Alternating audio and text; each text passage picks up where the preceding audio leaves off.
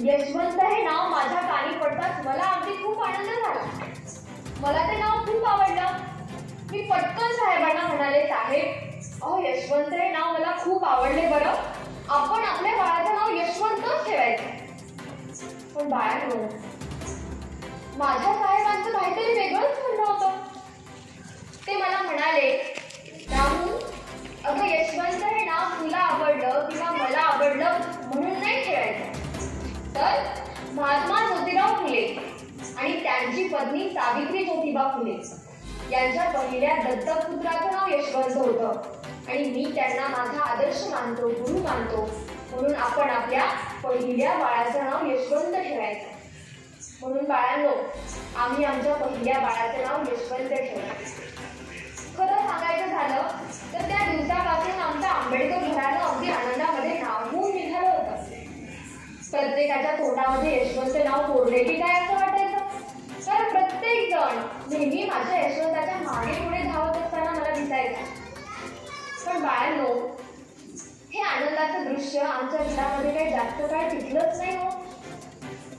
म्हणजे काय तर अगदी दुसऱ्याच वर्षी म्हणजे 1913 रोजी माझे सासरे सुभेदार बाबा यांचा मात्र मृत्यू झाला. आमच्या आंबेडकर घराण्यावर नेहमी सुखाची छाया देणारा वटवृक्ष अगदी काही क्षणामध्ये कोसळून पडला होता. यावेळी मी आणि माझे साहेब आम्ही दोघेही आई वडिलांविना पोरके झालो होतो. परंतु मरतेवेळी मला सुभेदार बाबांनी सांगितलं होतं, रमा या आग लागलेल्या काळजाला संभाळ.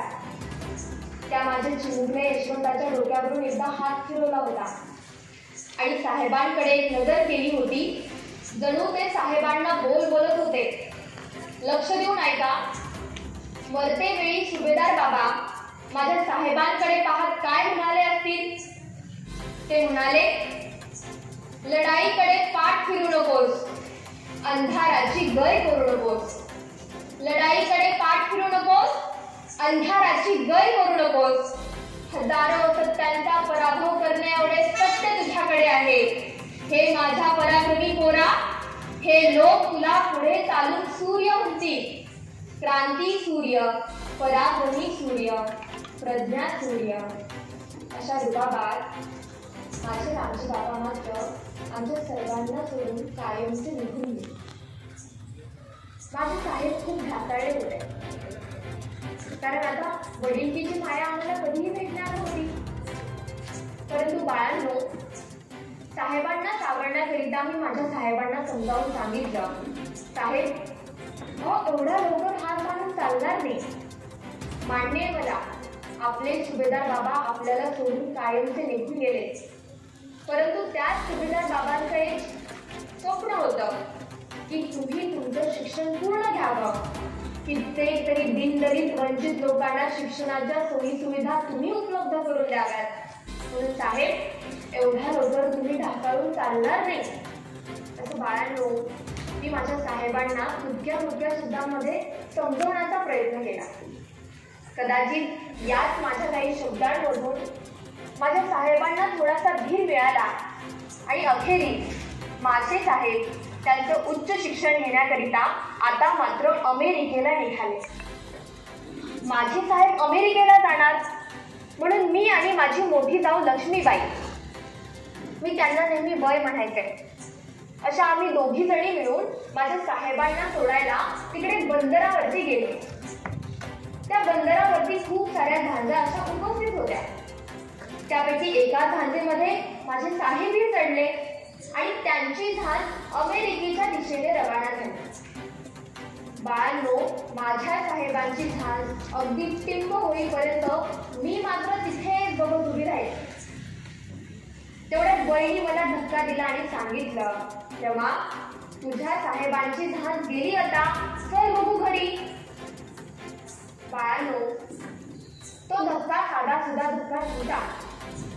तो धक्का मला जाणीव करून देत होता की माझे साहेब आता दूरदेशी परदेशी गेले आणि आता मात्र मी इकडे एकटी आहे. माझ्या साहेबांच्या संपूर्ण संसाराची जबाबदारी आता मात्र माझ्या एकटीच्या खांद्यावर आहे. माझ्या लेकरांची पोटं भागवायची आहेत, घरातल्या सगळ्यांची काळजी करायची आहे.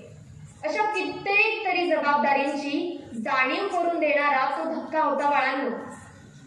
म्हणून मी आणि माझी मोठी जाऊ लक्ष्मीबाई आम्ही दोघी जणी वाटेने जात असताना एकच विचार करत होतो की आपल्या लेकरांची पोटं भागवण्याकरिता नेमकं करायचं तरी काय, कोणतं काम करायचं. हा विचार डोक्यात घेऊन आम्ही दोघी जणी वाटेने पायी पायी चाललेलो. तेवढ्यात मला एक कल्पना सुचली आणि मी ती कल्पना बैला सांगितली.